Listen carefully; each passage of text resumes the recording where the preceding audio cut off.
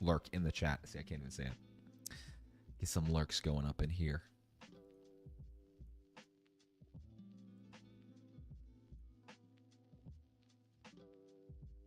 About how someone could have social anxiety and also be How's your night going, the Flame? #1 ranked tennis player in the world, lead a fashion campaign with Nike, good choice, and on the cover of Sports Illustrated in a swimsuit.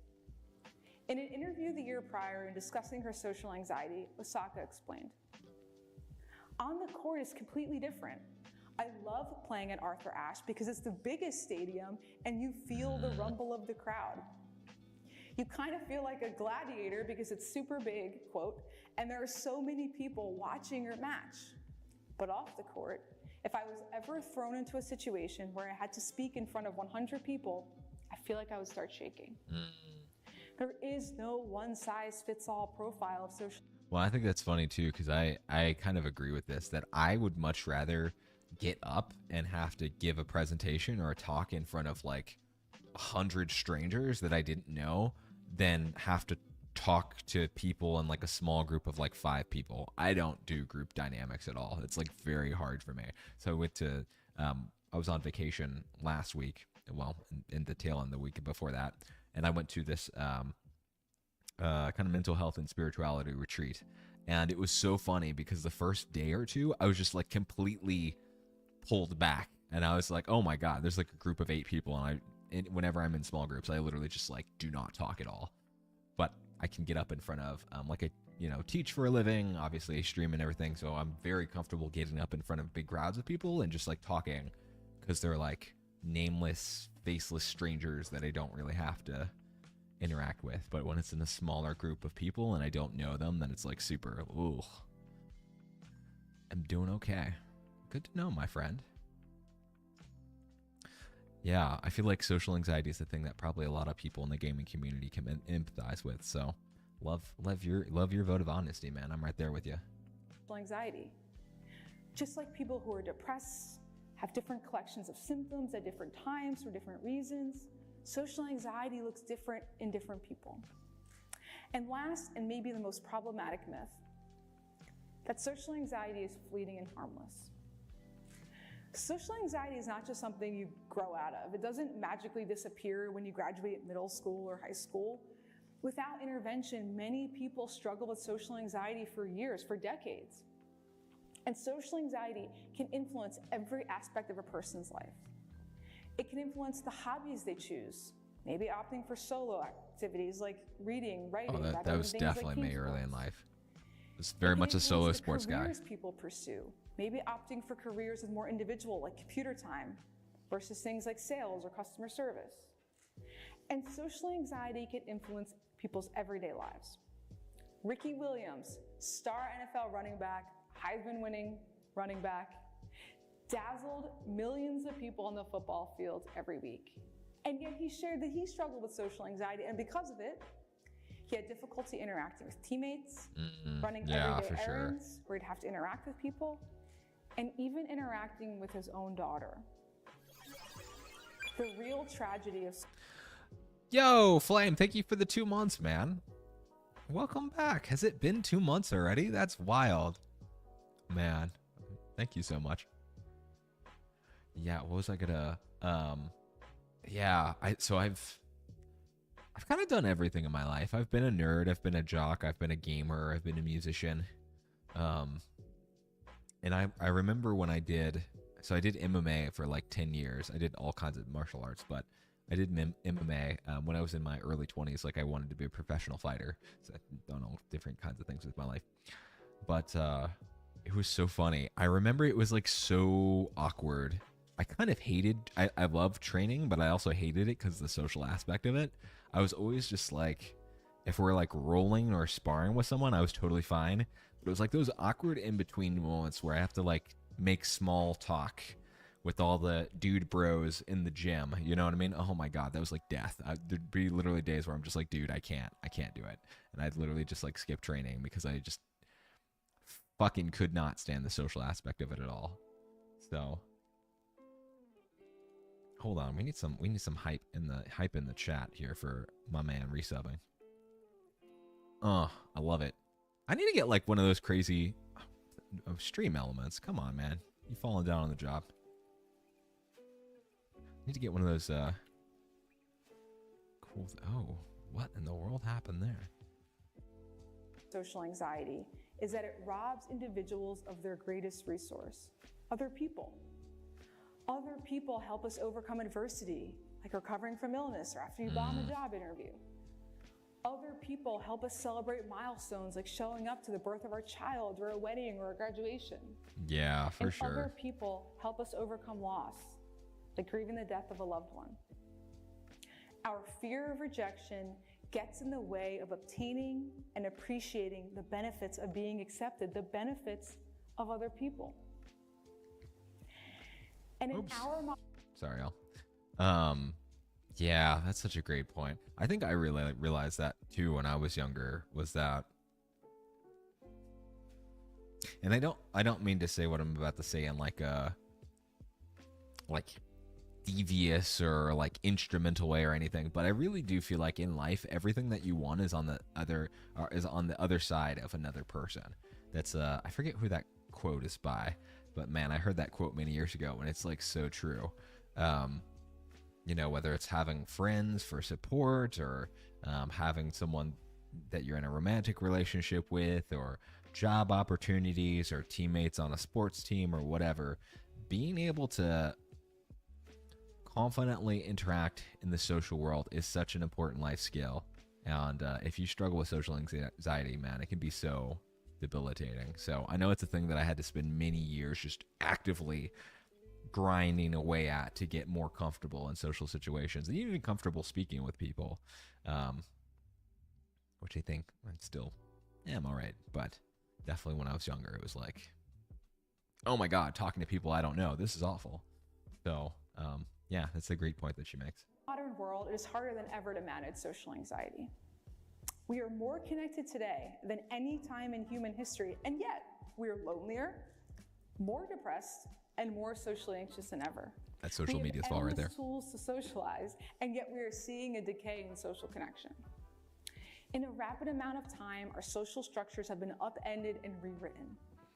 Technology and social media have created new standards for social relationships and interactions. Do I post it? Do I share it? Do I like it? Do I love it? We create these bizarre extensions of ourselves through curated profiles and now avatars. We try to make sense of unlimited feedback from a massive and often invisible audience, and the cost of social blunders are higher. Things you do and things you say can live online forever and subject you to unforgiving scrutiny, reputation loss, and even job loss. It is a tough time to have. I think cancel culture has a lot to do with that. The world will become more, not less connected, and the influence of technology and social media will grow, not shrink. Now is the time to address social anxiety, and here's how. The first and maybe easiest thing we can do is identify early. Early detection is critical because of those who go on to develop social anxiety disorder. More than half will have developed it before their 14th birthday, more than half. And social anxiety puts people at risk for developing other mental illnesses later on. Of adults who are diagnosed with both social anxiety disorder and a mood disorder like depression, social anxiety came first 70% of the time. Of adults who are diagnosed with both social anxiety disorder and alcohol use disorder, social anxiety came first, it was developed first, approximately 80% of the time. What these data suggest is that social anxiety starts early and it puts people at risk for developing other mental illnesses. But here's the incredible part. Social anxiety can be reliably and accurately flagged by asking just a few simple questions. Well, and I like I've actually got another quick little clip that I'm going to show here in regards to that. Planned ahead, you guys didn't know. I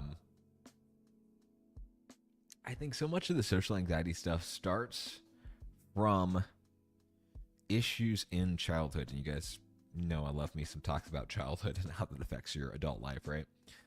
You guys should expect that by now. But yeah, I mean, I think when you grow up and you have, whether it's issues with self-worth or self-esteem, parents that like really beat you down and are negatively reinforcing of your self-esteem rather than building you up and giving you a positive sense of self and self-esteem. I think it's very easy especially if you do struggle with low self-esteem, to go on to really struggle with social anxiety, right? Because if you don't feel like you're okay, you're going to carry that sense of like, I am unworthy into every social interaction you go in. And of course, if you don't believe, kind of like I said earlier, if you don't believe that you're worthy or lovable yourself, then you're going to tend to project that onto other people. And you're also going to be hyper vigilant and scan for signs that confirm those beliefs from your environment, right? It's the confirmation bias. So, yeah. Oops. To mess with the levels on this stuff. But yeah, so I really like this clip because I think it drives home that point really well. A lot of times relational issues or childhood issues in disguise. And even with social anxiety. So social anxiety is usually something about, I will not be liked. I will not be loved. And that has to do with how you were liked or loved when you were younger. I think, unfortunately, the stories that people told us about ourselves are about the storyteller, meaning it was the person, you know, in our past who had mental health issues, or they had their own insecurities and they projected them onto their children, and then they criticized their children, or they neglected their children, or they couldn't hear them or see them or value them. Then that gets internalized, and then you grow up and you think everybody in the world thinks that about me.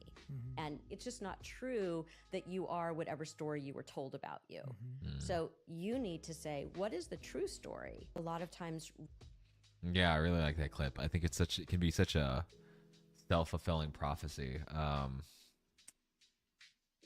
talked about this a lot with a guy who I met at this retreat that I was at last week. And he was my age, so he was an older guy, and he really struggled with just isolating himself from everyone.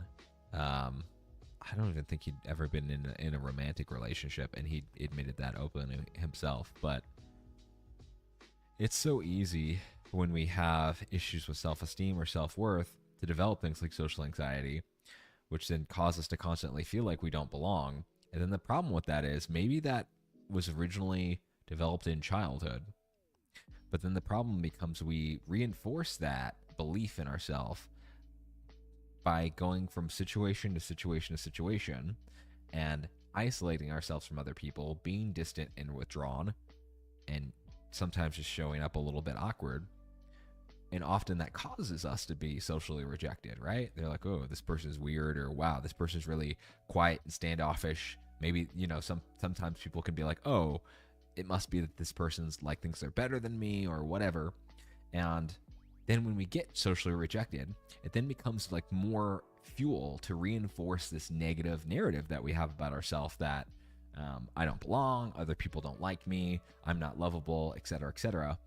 And then we just keep like reinforcing that loop over and over again. It can be one of the hardest things to break especially if you're older and you have a lot of negative experiences in social situation. Man, it can be really debilitating.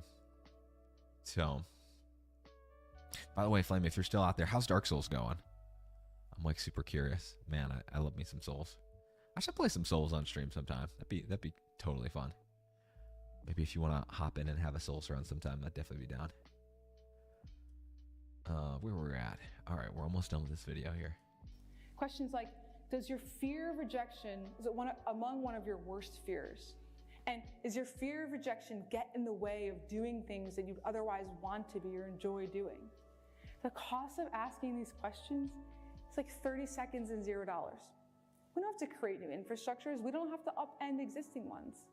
We can embed early detection programs into our existing structures, like at schools, New Year orientation, one-on-one counselor meetings, and in primary care settings. Because if a doctor can screen for depression, then she can also screen for social anxiety.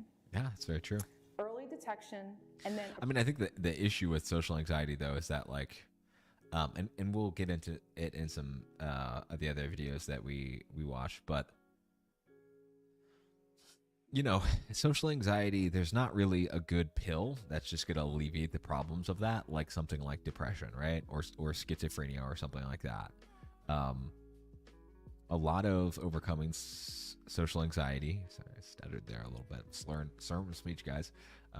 If I have a stroke, please someone send an ambulance, will you? a lot of overcoming social anxiety is a combination of therapy and what's called exposure therapy. And we'll get into that in a little bit. And so, sometimes you'll be prescribed like an antidepressant, like an SSRI, because often SSRIs can have a lot of times they'll prescribe SSRIs for anxiety disorders as well, specifically generalized anxiety disorder. And so, that can kind of help you feel generally better about the world and about yourself. And so that has some carryover effects to social anxiety. There's not really like a good pill that you can just take in like, wow, I feel confident in social situations. Which is probably part of the reason why doctors don't really screen for it much, because doctors love them some prescriptions. So just made it to Anne Orlando, made that giant boss fall off the bridge in Sin's Fortress. Oh yeah? Oh man. Dude, Anne Orlando is like, oh man. I feel like that's some of the funnest locations in Dark Souls, especially if you're doing like PvP stuff. Have you done any of the PvP stuff at all, or are you just doing kind of like a solo run? There was definitely a time in Dark Souls 1 and then Dark Souls 2 where I got super into the PvP stuff. Like PvP in Dark Souls 2 was like not that great. Although I did really appreciate the variety of skills and customization options in Dark Souls 2. A lot of things about Dark Souls 2 were not good, but I feel like all the diversity in skill trees and weapons and playstyles was one thing that was good. So like you get invaded sometimes. Yeah. I feel like that used to be a really popular spot in Orlando for doing PvP stuff. So, oh man. And I'm trying to think, is it Dark Souls 3 that I'm thinking of? There's this one spot that's like a super common PvP spot. Yeah, I think I'm thinking of Dark Soul, or maybe that's Dark Souls 2. Man, it's been so many years since I played all of them. They all like bleed together. It'd be so fun to do like a Dark Souls 1 through 3 run on stream sometime. Just like almost like speed running it. I wouldn't want to go through and explore every little nook and cranny, because each one of those games I've played for like over 200 hours a piece. So I've played me some Dark Souls. Appropriately intervening. That's cool though. I'm excited for your first playthrough. When you get to the end, I want to know what your like thoughts about it are. But I don't want to go too deep and spoil things for you right now. Alter the trajectories of young people. The second thing we can do is harness our platforms. One of the benefits of living in this hyper-connected world is that a single person can have a ton of power. They can use their platforms to create meaningful and lasting social change. I mentioned Ricky Williams and Osaka, who have used their platforms to share about their social anxiety. And just from these two people, oh, I feel like the ending is like amazing. It's the best part. We've seen the ripple effect. In response to Osaka's announcement, Viola Davis, Oscar, Emmy, Tony award-winning actress, shared that she struggles with social anxiety. A woman whose job it is as an actress to embody and express the complexities of people in very vulnerable and very public ways. See, and that actually doesn't surprise me at all, that an actor could struggle with social anxiety, because so much of being an actor is about like getting outside of yourself and just, you're like getting out of your own mind and just really embodying this character. And so I don't think just because you like act in front of other people or whatever, you couldn't have social anxiety. Like I'm sure for her, she's probably super confident going on screen, being like filmed. And then like it's the awkward in between times where you're like talking with the camera people or walking from the dressing room to stage. It's probably just like, oh, this sucks. But frankly, these celebrities are not the poster children for social anxiety. They're just like, it was funny. I was in so like I said, I have run in many circles and done many things in my life. And I was in a band for a little while in my late 20s. And it was super fun. It was a super awesome experience, but I was like so awkward with my bandmates. You have no idea. And I think that's like one thing that I think chemistry with the people that you play music with is really important. Like, can you just hang out with them and be friends even when you're not doing music stuff? But man, I was like super awkward. I talked to like none of them. So yeah. 3 of the millions who suffer who are brave enough to talk about it. And we can do the same with our platforms, however big or small. In our schools, in our workplaces, in our communities, and in our homes. Because regular, candid, and forthcoming conversations about mental illness ultimately reduce stigma, She looks so serious when correct she says harmful that. myths, and get people the help that they need. The last thing that we can do is foster social courage. Addressing social anxiety is not about preventing or avoiding rejection. Addressing social anxiety is about fostering social courage. Being socially courageous means pursuing experiences and knowing that your chances of rejection are not zero. In fact, the chances that you get rejected at some point in your life, at some point this year, That's a good are point. high. And worse, you might be rejected as a function of who you are, things about yourself that you cannot change, where you come from, what you look like, or who you love. Yo, I love that. That's such a great point. Wow, I really love that. I know I was just joking at her for looking so serious, but yeah, man, I think that was the thing too for me. Man, that's such a great point. I think that was the thing for me that really helped with my own social anxiety, was getting to the point of being comfortable in the fact that in life, you will experience rejection.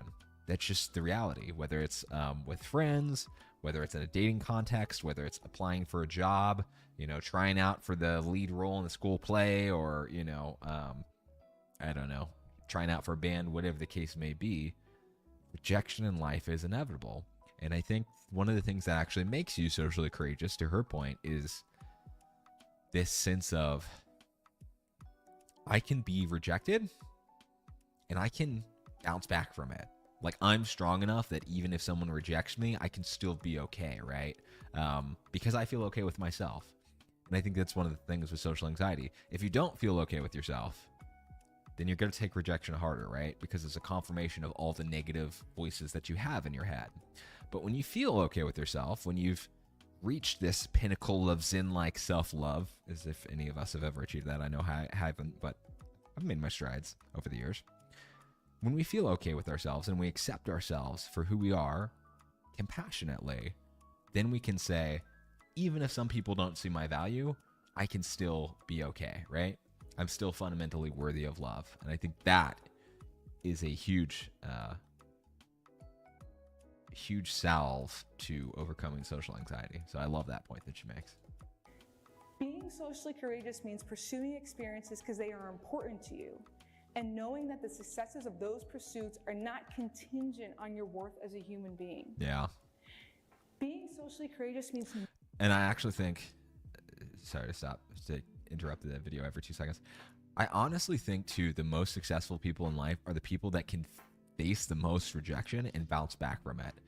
Man, I don't know a single person that I'd say has an extraordinary life that just hasn't eaten a lot of shit to get there. You know, they say it in sales all the time. It's, you know, you got to get through all the no's in life to get to the yeses. I really do think it's that way with everything, whether it's being really great at guitar, or being really good at a video game, or becoming a successful streamer. You have to fail your way to success in life. I truly feel that way. Even socially, you know, when I was younger and I really struggled with social anxiety, I just kept putting myself out there and talking with people, and every now and then I'd say some awkward shit and I'm like, oh my God. And then I'd agonize about it for like, man, there's still sometimes, it doesn't happen as much anymore, but man, when I was younger, there's some times where I'd think back on social blunders that I made like years after it happened, literally years. And now I'm a lot more compassionate for myself, and I'm just like, hey, that's a part of getting to be successful in anything, is facing failure and knowing that you can overcome it and be stronger on it, stronger for it on the other side. So yeah, I love that. Pog take by her, for sure. Knowing your worth and finding people and social groups that love and accept that person. And that being too. socially courageous means asking that person out, applying for that job, speaking. Yo, Alpha Gamer. Dude, you got a PC? What? Yo, okay, hold on. That deserves like all of the hypes. Can we get some hypes for my man Alpha Gamer here? Because I know that this guy has been struggling. Is this even showing up right on my thing? Why is it not? Thank you, Flame. At least you can get hype going right. Why does it look like my stream elements? My hypes aren't working. We'll figure it out. Dude, that's exciting. When did you get your PC? I know that you, oh man, it's been probably about 2 weeks since I've talked to you, right? Because I went on vacation, but you were around, like, I think literally the stream right before I went on vacation. You have Faz now. Yo, dude, we might have to do some Faz. Just got it today. Oh, that's all. Have you like finished getting it set up and everything, or is it still like sitting in a box? Spat right all over my microphone, yo. Dude, that's awesome.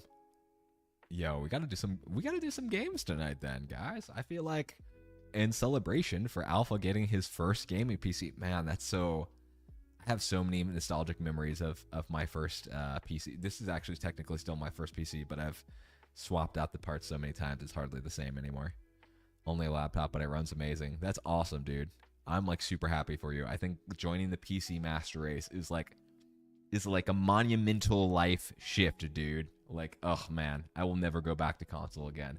Maybe like get like a Switch or something like that, but could never go back. That's awesome. I'm excited for you. Up at that meeting or that party, or giving that big talk on that big stage, knowing that rejection lurks around the corner. But the opportunity for growth and for purpose shines brighter. A purpose not defined by ensuring that you go unnoticed in this world, but a purpose that makes you feel most alive, most present, and most authentically you. Thank you. Yeah, that's a good video. I really liked her takes on stuff. I feel like she didn't get like super into the signs and symptoms and stuff, so I got another video that we can watch for that for sure. Then we'll talk about how to overcome it. Down to celebrate if you are. Yeah, also go to MEPS next week. That's right. You did say you were trying to join. Was it the army that you're trying to join, Alpha? Remind me. I got to get you talking to my man CEO. I haven't seen him on stream in a little while, but he's in the UK. He was in the military. He actually just came back from deployment. So, bunch of military guys in my channel. I like it. Let's see. Do we have time for one more video? All right, we'll watch. We'll watch this video and then we'll wrap up with how to overcome social anxiety. They're both short videos. Before that, though, I'm going to use the restroom really quick and then I will be right back and we'll wrap up and then do some game stuff because now we got to celebrate Alpha getting his new gaming PC. Alpha, in honor of you getting your gaming PC, what game are you in the mood to play? Think about that while I go to the bathroom. Feel free to put it in the chat. Some Faz. Yo, I'm down for... Well, that means Flame's got to play, because Flame's the only one who actually knows what the hell he's doing in Faz. Cool, y'all. Well, give me 1 second. I'll be right back.